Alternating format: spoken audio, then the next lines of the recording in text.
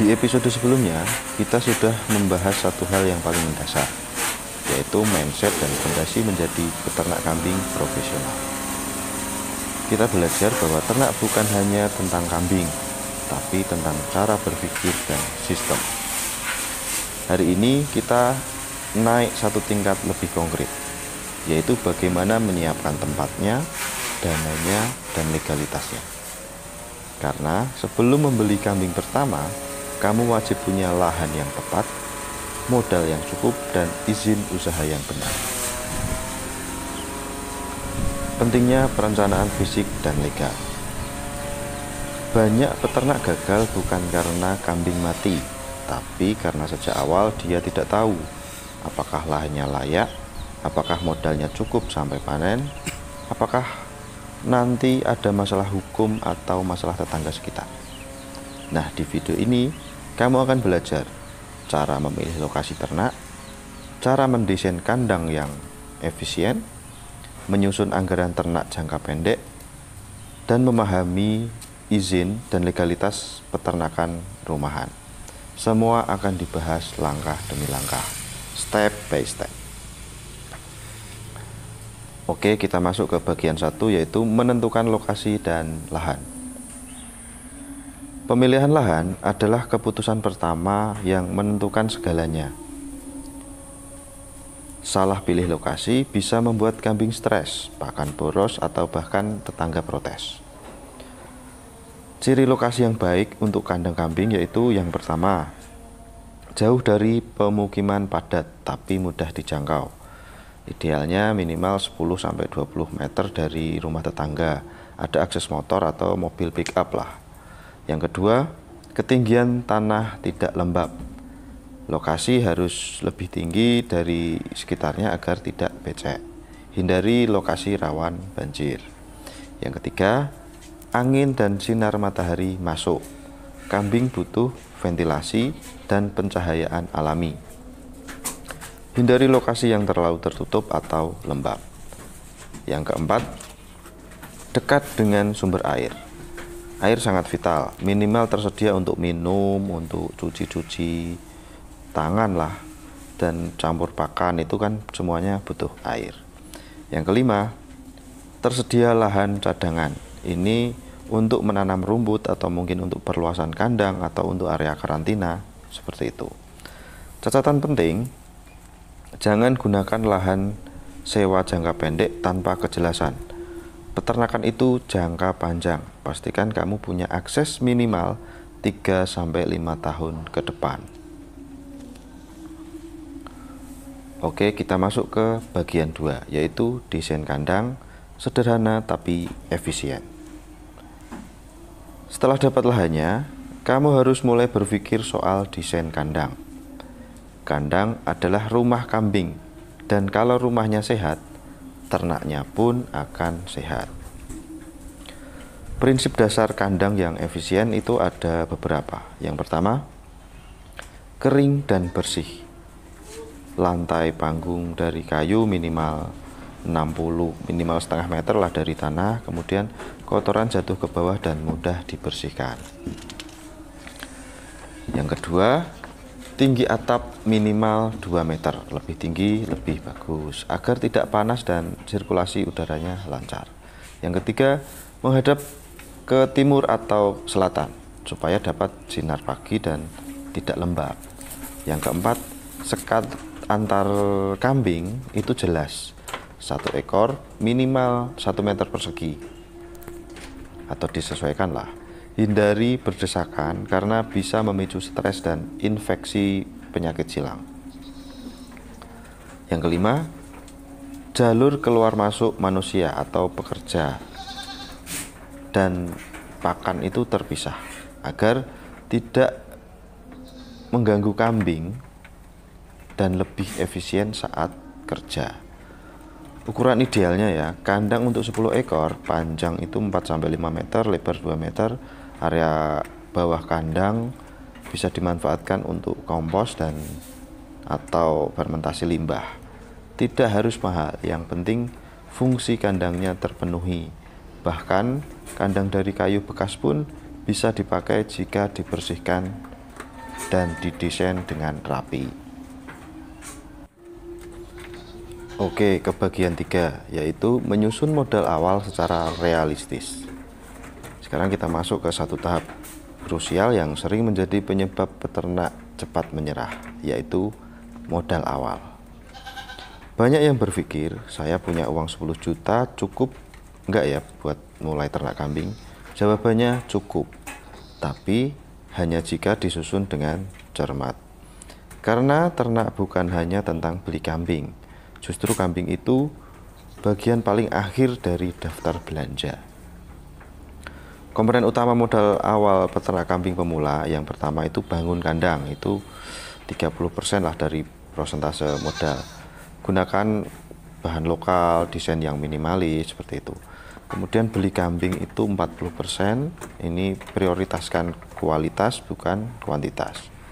Pakan awal 1 bulan ini 10% sampai 15% untuk antisipasi cuaca buruk dan darurat. Obat, vitamin, suplemen itu 5%, termasuk obat cacing dan multivitamin dasar. Kemudian peralatan seperti ember, timbangan, angkong misalnya itu 5%. Satu kali beli, pakai jangka panjang. Kemudian yang terakhir ada dana cadangan 5-10% untuk resiko tidak terduga. Artinya, kalau kamu punya modal 10 juta, jangan habiskan 8 juta hanya untuk beli kambing. Lebih baik mulai dari 3-5 ekor saja, tapi semua sistem siap. Karena ternak itu sistem, bukan hanya jumlah. Kita masuk ke bagian 4. Contoh simulasi modal dengan modal 10 juta misalnya, ini realistis ya. Mari kita buat simulasi sederhana dan masuk akal, agar kamu bisa tahu bagaimana menyusun anggaran tanpa mengorbankan sistem. Oke, simulasinya modal 10 juta. Yang pertama, bangun kandang sederhana dengan bahan lokal, ini ya 3-4 juta lah. Bisa kayu bekas, atap, seng, paku, tenaga sendiri. Ukurannya cukup untuk misalnya 5 ekor jantan. Yang kedua, beli 3-4 ekor kambing jantan bakalan. Ini anggarannya ya 4 juta sampai 4,5 juta sampai 5 juta lah. Harga per ekor ini kisaran 900 sampai 1,2. Pilih yang sehat, tidak cacat, umurnya 4-6 bulan lah. Yang ketiga, pakan awal, konsentrat dan pakan tambahan. Ini sekitar 1 juta untuk jaga-jaga pakan. Yang keempat, obat dan vitamin dasar. Ini 400.000. Misalnya albendazol, obat cacing, multivitamin dan antibiotik ringan. Kemudian obat cacing kutu, cacing luar itu maksudnya. Nah, itu. Yang kelima, peralatan, ember, gayung, timbangan digital, tali, arit. Nah, itu sekitar 300-400 lah. Kemudian dana darurat 1 bulan untuk jaga-jaga itu 1 juta sampai 1.500.000. Bisa digunakan jika kambing sakit atau harga pakan naik. Nah, itu di total kira-kira 10 juta. Dengan sistem ini, kamu bisa mulai beternak tanpa khawatir semua uang habis di awal. Bahkan kalau belum punya 10 juta pun, kamu tetap bisa menyesuaikan skala, mulai dari 2 ekor kandang kecil dan perlahan berkembang.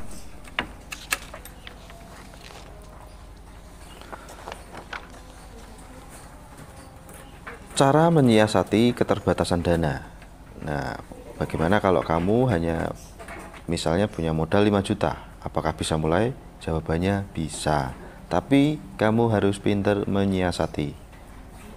Saya beri tips kreatif menyiasati modal minim.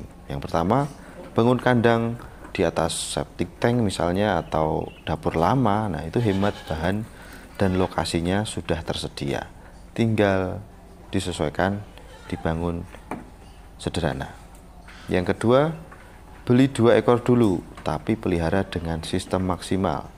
Jadikan sebagai masa belajar sebelum ekspansi. Yang ketiga, manfaatkan pakan alami sekitar seperti leguminosa, limbah dapur, Ini bisa kombinasi rumput, kemudian daun lamtoro misalnya, onggok, singkong. Nah itu kan mudah didapatkan, limbah-limbah dapur lah. Yang keempat, gunakan barang bekas untuk alat, misalnya ember, cat bekas, itu bisa digunakan. Selang potong untuk misalnya gayung itu dari botol air mineral, nah itu bisa disiasati, pinter-pinternya aja lah. Yang kelima, kerjasama dengan tetangga, misalnya sewa lahan bareng atau bagi hasil dari penjualan kambing saat panen. Nah itu bisa. Intinya bukan soal besar kecil modal, tapi apakah kamu punya perencanaan dan tekad yang kuat.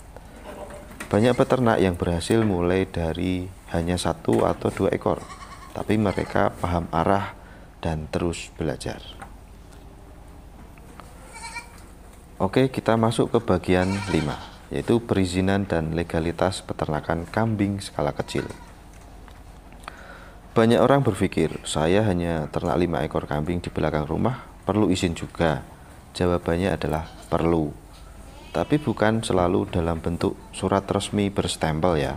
Legalitas itu bukan soal birokrasi saja, tapi soal pengakuan dan perlindungan usaha. Semakin dini kamu berpikir legal, semakin kuat pondasi bisnismu di masa depan. Itu. Yang pertama misalnya, izin lingkungan dan sosial.